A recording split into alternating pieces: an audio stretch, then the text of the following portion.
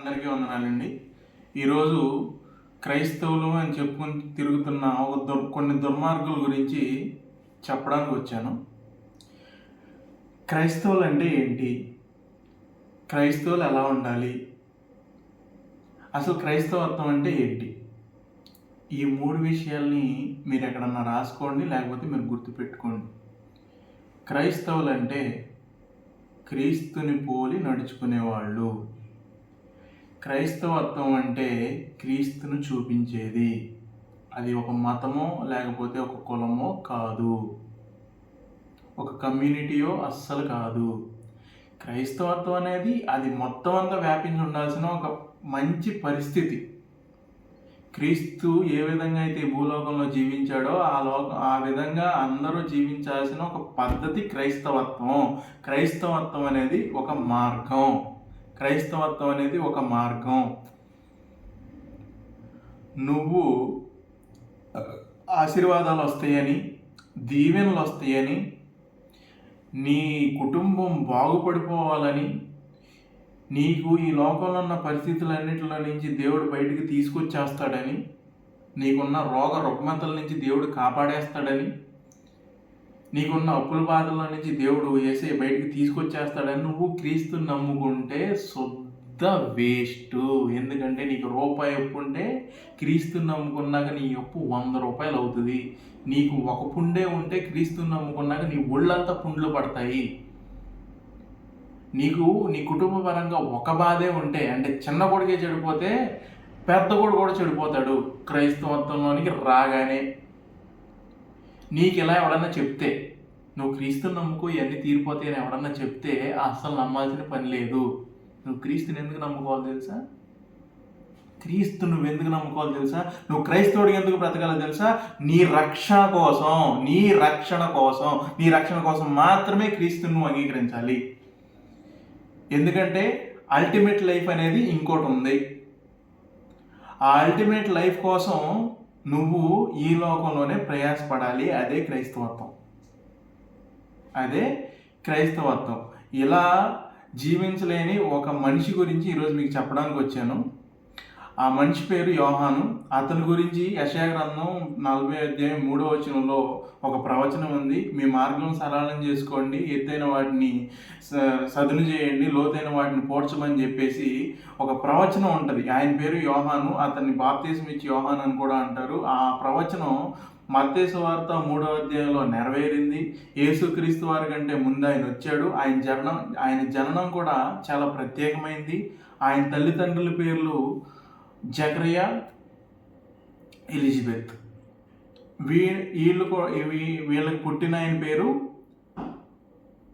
యోహాను. ఆయనది కూడా సాధారణమైన జననం కాదు. వాళ్ళకు కూడా ఆయన దేవదూత యోహాను గారి తండ్రి అయిన జకరియా గారికి ప్రత్యక్షమయ్యి, అయ్యా నీకు ఇప్పుడు ఒక కుమారుడు పుడతాడు. ఏంటి 80 సంవత్సరాల వయసు అప్పుడు.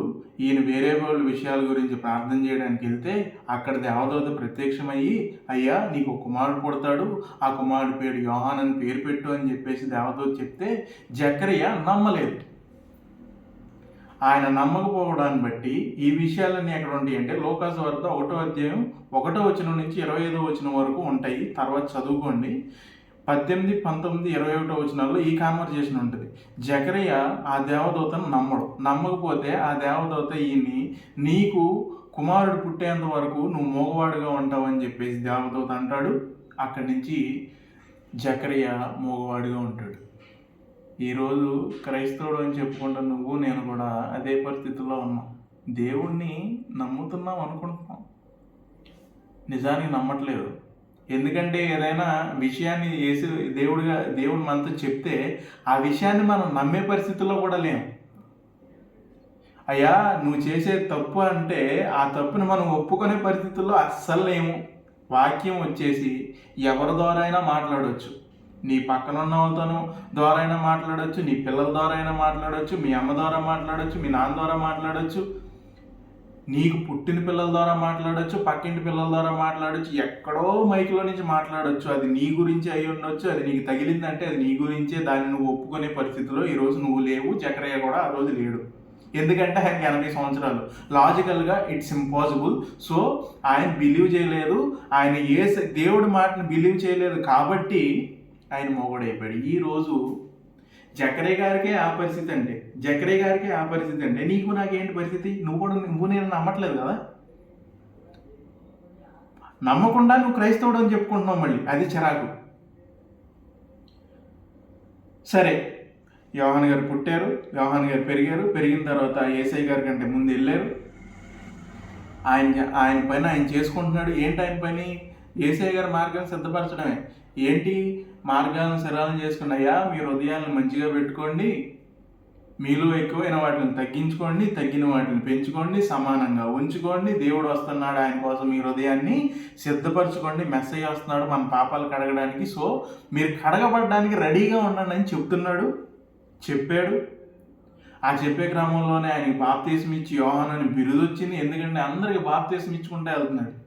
ఆయన వెళ్తా అయ్యా నువ్వేనా మెస్సయ్య అని ఆయన అడిగితే, అయ్యా నేను నీటిలో బాప్తీసం ఇస్తున్నాను కానీ వచ్చేవాడు అగ్నితోనూ పరిశుద్ధ ఆత్మతోనూ బాప్తీసం ఇస్తాడు, అంత గొప్పవాడు నా వెనకాల ఉన్నాడు, ఆయన చెప్పుల వారిని విప్పడానికే నేను సరిపోయిన వాడిని కాదని చెప్పేసి యోహాను గారు యేసుక్రీస్తు గారి గురించి సాక్ష్యం ఇస్తారు.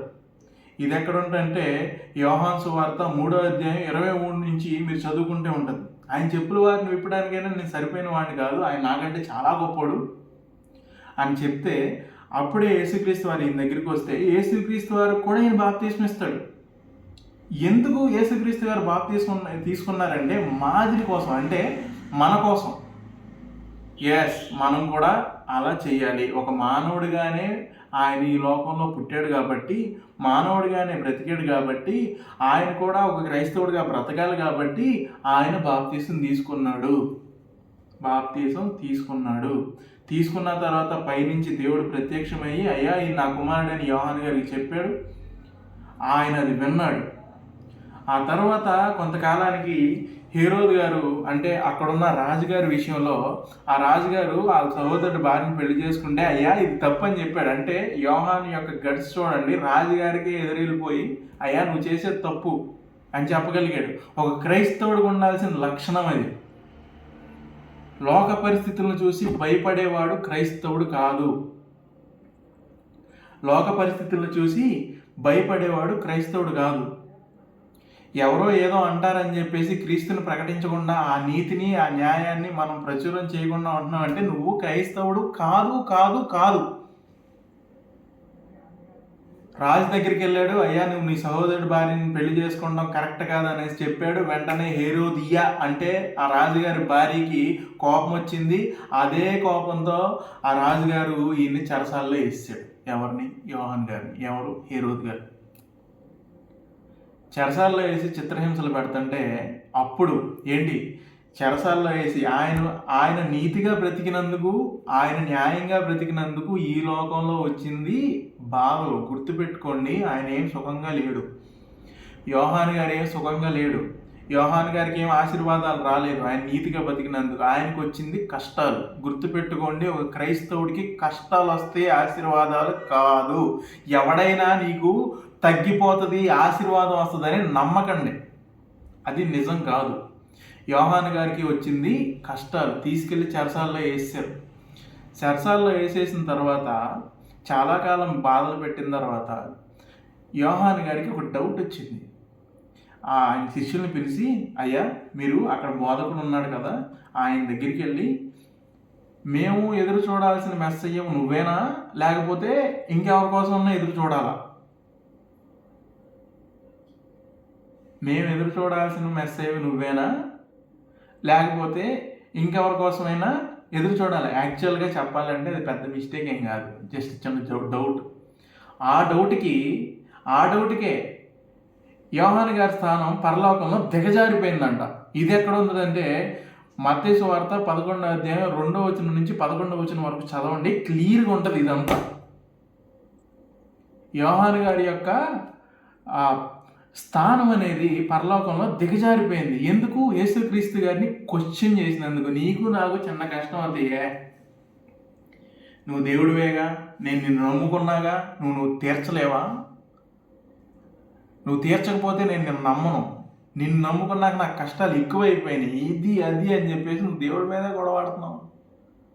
యేసయ్యను చిన్న క్వశ్చన్ అడిగినందుకు పరలోకంలో యోహాను గారి స్థానం దిగజారిపోయింది, కింద పడిపోయాడు ఆయన క్వశ్చన్ చేసినందుకు. మీరు గమనించారో లేదో, జకరయ్య గారికి ఎట్లాంటి డౌట్లు అయితే ఉన్నాయో యోహాను గారికి కూడా అలాగే డౌట్ ఉంది. దీన్నే జన్మ తరహా పాపం అంటారు.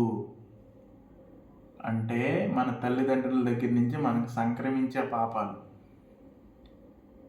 అంటే వాళ్ళకున్న బుద్ధులు మనకొచ్చి మనం ఎప్పుడు రీబర్త్ అవుతామంటే, దేవుడి దగ్గరికి వెళ్ళి చిన్నప్పటి నుంచి, నువ్వు పుట్టినప్పటి నుంచి, నీవు జ్ఞానం తెలిసినప్పటి నుంచి ఎప్పుడైతే ప్రార్థనలో ఒప్పుకుంటావు, అయ్యా ఇది తప్పు, ఇది తప్పు, ఇది తప్పు, ఇది తప్పు, ఇది తప్పు అని ఎప్పుడైతే నువ్వు ఒప్పుకొని వాటిని ఒప్పుకుంటాం పక్కన పెడితే వాటిని విడిచిపెట్టడం ముఖ్యమైన విషయం. ఎప్పుడైతే విడిచిపెడతావో అప్పుడు నువ్వు నిజంగా తిరిగి బ్రతుకుతావు. దాన్నే బాప్తీసం అంటారు. క్రైస్తవుడు క్రైస్తవుడు క్రైస్తవుడు అని అనుకున్న యోహానుకి ఆ బుద్ధి ఇంకా పోలేదు. ఆ బుద్ధి మూలంగానే ఆయన యొక్క పరిస్థితి అనేది దిగజారిపోయింది. పోనీ ఆ కష్టాలు ఏమన్నా తగ్గినాయా? లేదు. ఆయన అదే చెరసాల్లో హేరోదు భార్య యొక్క కోరిక మేరకు ఆయన యొక్క తలకాయని కోసేసి ఆయన పెళ్ళానికి గిఫ్ట్గా ఇచ్చాడు. ఆయన యొక్క భార్యకి గిఫ్ట్గా ఇచ్చాడు. నీకెవరైనా నీ కష్టాలు తీరిపోతాయి, యేసయ్యని నమ్ముకుంటే నీ బాధలు తీరిపోతాయి అంటే అస్సలు నమ్మొద్దు. ఎందుకంటే తీరవు, ఇంకా ఎక్కువ అవుతాయి. ఆ కష్టాల్లోనూ బాధల్లోనూ నమ్మిన దేవుణ్ణి వదలకుండా బ్రతికేవాడే క్రైస్తవుడు. నువ్వు ఇప్పుడు చెప్పు, నువ్వు క్రైస్తవుడువా? నువ్వు నిజంగా క్రైస్తవుడువేనా? నువ్వు ఆదివారం చర్చికి వెళ్ళిపోతావు, పాటలు పాడేస్తావు, గంటలు ప్రార్థన చేస్తావు. ఇది చేసినంత మాత్రాన నీకు నువ్వు క్రైస్తవుడు అని అనుకుంటున్నావా? బైబిల్ పట్టుకొని గంటలు సువార్త చెప్తావు, అంత మాత్రాన నువ్వు క్రైస్తవుడువా? నువ్వు ప్రార్థన చేస్తే స్వస్థతలు వచ్చేస్తేనే బోళందని చెప్పుకుంటున్నారు, అంత మాత్రం నువ్వు క్రైస్తవుడు అని అనుకుంటున్నావా? నెవర్. నువ్వు ఇవన్నీ చేసినా క్రైస్తవుడివి కానేరవు. నువ్వు క్రైస్తవుడు ఎప్పుడు అవుతావు తెలుసా? వాక్యాన్ని నీ బ్రతుకులో, నువ్వు బ్రతికే బ్రతుకులో పెట్టినప్పుడు. నిన్ను వలే నీ పొరుగు వారిని ప్రేమించు అన్న పదం నీకు అర్థమైనప్పుడు. ఏంటి ఆ పదం నీకు అర్థమైనప్పుడు నువ్వు క్రైస్తవుడు అవుతావు. ఎందుకంటే నిన్ను నువ్వు ఏ విధంగా అయితే హాని చేసుకోవో పక్కనోడికి ఆ హాని తలపెట్టావు కదా, ఇట్లా కొట్టుకున్నావు, నీకు బాధ కలిగింది. ఈ బాధ పక్కనోడికి కలగకూడదని ఎప్పుడైతే నువ్వు అనుకుంటావో అప్పుడు, ఇంకా వివరంగా చెప్పాలంటే, నువ్వు కుర్రోడివి, నీకు 20 సంవత్సరాలు ఉన్నాయి, నీ చెల్లికి ఎవడో లైనేస్తున్నాడు, నువ్వు బాధపడతావా? పడతావు. ఆ బాధపడి నువ్వే ఇంకొకటి చెల్లికి లైనేస్తావు. ఇదే జరగకూడదు. నీకు ఏ విధంగా అయితే బాధ ఉంటుందో, ఏ విధమైన బాధ ఉంటుందో అదే బాధ ఆ పక్కనోడికి కూడా ఉంటుందని నువ్వు ఎప్పుడైతే ఆగిపోతావో అప్పుడే నువ్వు క్రైస్తవుడివి, అప్పుడే నువ్వు క్రీస్తుని పోలు నడుచుకున్నట్టు. అంత బాధలో కూడా, అంత కష్టాల్లో కూడా యేసుక్రీస్తు వారు, అయ్యా వీరేం చేస్తున్నారు మీరు ఎరుగురు కనుక దయచేసి వీళ్ళని క్షమించండి అని ప్రార్థన చేస్తున్నాడు, సిలువలో ఉండి కూడా. అది క్రైస్తవత్వం. క్రైస్తవులకు ఉండాల్సిన మెయిన్ లక్షణం క్షమాపణ, క్షమించే గుణం. క్రైస్తవులకు ఉండాల్సిన మెయిన్ లక్షణం ఒప్పుకోలుతనం. ఎస్, ఇది నేను క్రైస్తవుడని ఒప్పుకోవాలి, నేను నీతిమంతుడని ఒప్పుకోవాలి, నువ్వు నిజమే మాట్లాడాలి, అప్పుడే నువ్వు క్రైస్తవుడు. లేకపోతే నువ్వు క్రైస్తవుడు కాదు. ఇప్పుడు చెప్పు, నువ్వు క్రైస్తవుడువా?